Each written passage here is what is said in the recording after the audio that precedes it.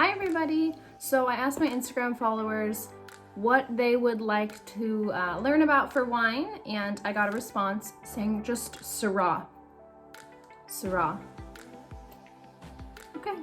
I will take the challenge. I will talk about Syrah as a grape variety, some of the best regions where it's grown, what to look for when you're buying Syrah, do a general overview of Syrah because it is one of the most popular grape varieties and it is very interesting and it's very expressive in different climates. First thing to know about Syrah is that it's a black grape. So we're gonna make red wine normally from it. You could make rosé and you technically could make white wine, but it's mostly gonna be red wine. It's gonna be a really dark skinned grape. So we're gonna get a lot of color extraction from the grape and the wines are gonna generally be pretty dark in color. It is also, like I mentioned just before, very different in different climates. So in moderate climates, you can have higher tannins, higher acidity, kind of a peppery floral character to it. And then in warmer climates, it's gonna be very jammy, very full-bodied, maybe some chocolate notes, softer tannins, more juicy and full-bodied. So Syrah is very fun because you can take it in different climates and produce completely different types of wines. And you also have the option to make it single varietal, so just have Syrah in the bottle, or you can blend it with a lot of other wines to produce different styles, depending on how much Syrah you put in it or how much Grenache or Mourvedre, for instance, you want to blend into your wine. Speaking of GSMs, we can't talk about Syrah without talking about Old World region Rhone Valley in France.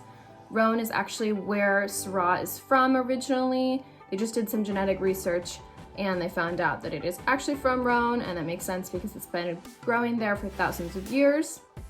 So in Rhone, there's two regions, Northern Rhone and Southern Rhone. We're gonna start with Northern Rhone. Northern Rhone grows mostly just Syrah-based red wines.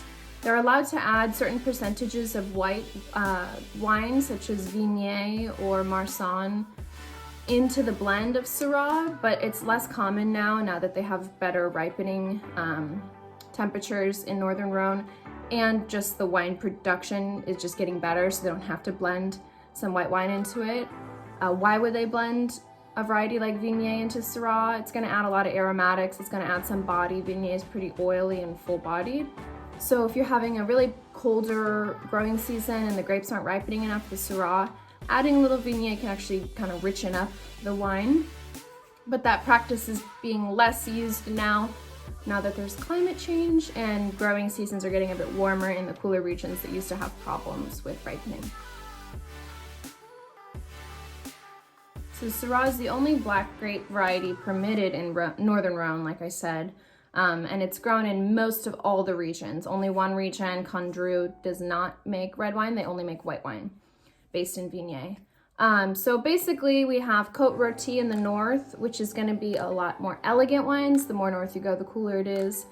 The more restrained the wines are gonna be. A lot of times they're floral, high crisp tannins, and they're elegant in the mouth. As you move more south, you get towards Hermitage and Côte Hermitage. I'm sure you guys have probably heard of Hermitage. It's very, very famous. It's this little hill. There's a wives' tale, I guess you could call it, that the reason it's called Hermitage is because there was a hermit who lived up on top of the hill and never came down into the city below. I guess maybe Hermitage is hermit in French. You might have to Google that for me.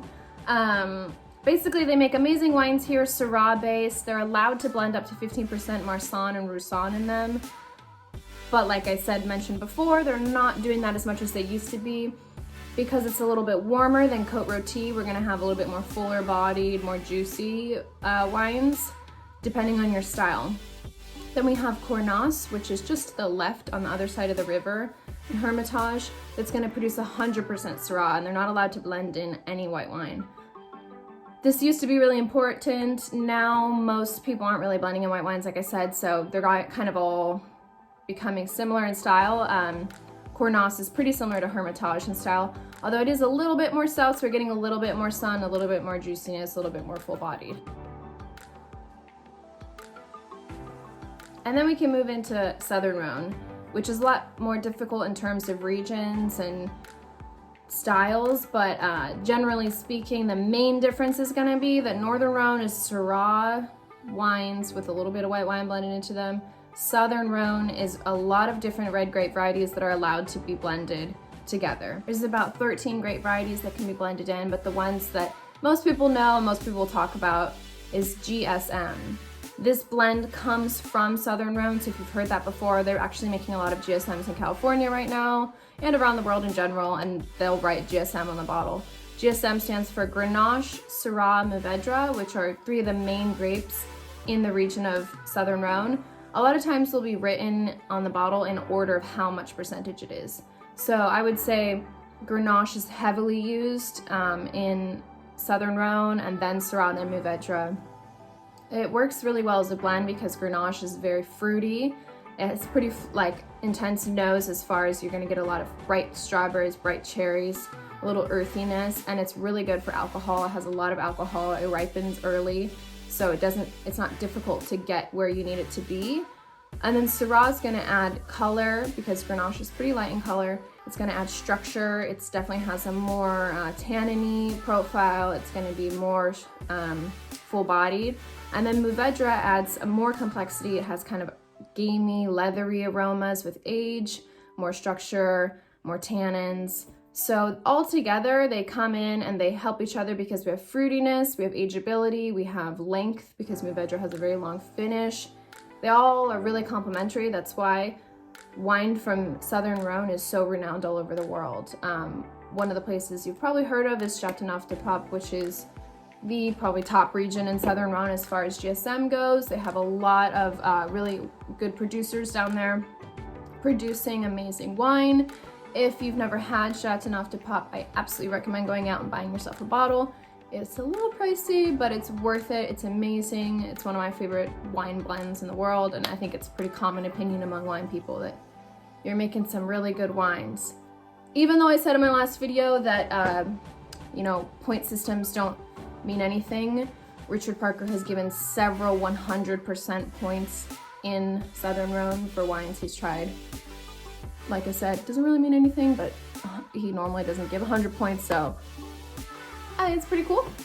Continuing with Syrah. In the old world, they make great Syrah in Languedoc in southern France with a lot of other blends of reds. I love Sicilian Nero d'Avolo blended with Syrah in Italy. They just complement each other really well. But the big jump from style and quality from Northern and Southern Rhone, which are like the capital of Syrah, then we're gonna move to the New World because that's where really good expressions of this grape are. So I'm gonna start with Australia, probably the second biggest production of Syrah, second to Northern and Southern Rhone. In Australia, Syrah is called Shiraz. It also helps you identify the different styles. So like I mentioned before, the cooler climates are gonna have more peppery, floral, lean styles of Syrah, and then the warmer climates are gonna have more juicy, full-bodied, leathery, chocolatey styles of Syrah. So Rhone is an example of a cooler climate, Australia is an example of a warmer climate, so they're very different styles of wine even though they're using the same grape. Some key regions in Australia for Syrah. First, Barossa Valley. You can't really talk about Syrah in Australia without talking about Barossa Valley. They make full-bodied Shirazes there in the style that I mentioned, that really juicy blackberry fruit, plum that has like a chocolatey note to it. With age, they become really leathery, kind of gamey. They're great examples of classic Shiraz in Australia. Another is McLaren Valley. Both McLaren Valley and Barossa Valley have old vines. So some producers will be using these very old vines that will bring out these really concentrated wines with all the flavor more intensely packed into the glass than a younger vine would have. If you're looking for a cooler climate style Syrah in Australia, Geelong or Heathcote actually produces great cooler styles, kind of like that peppery, floral, leaner, more elegant style in Australia. So it's not all Shiraz, full-bodied, juicy. You actually have some variety. Moving from Australia, we could talk about California or the United States in general.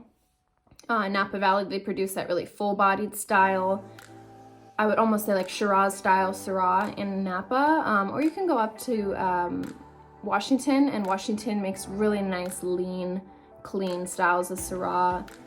And they're actually one of the newer regions producing Syrah, but they're doing it really nicely.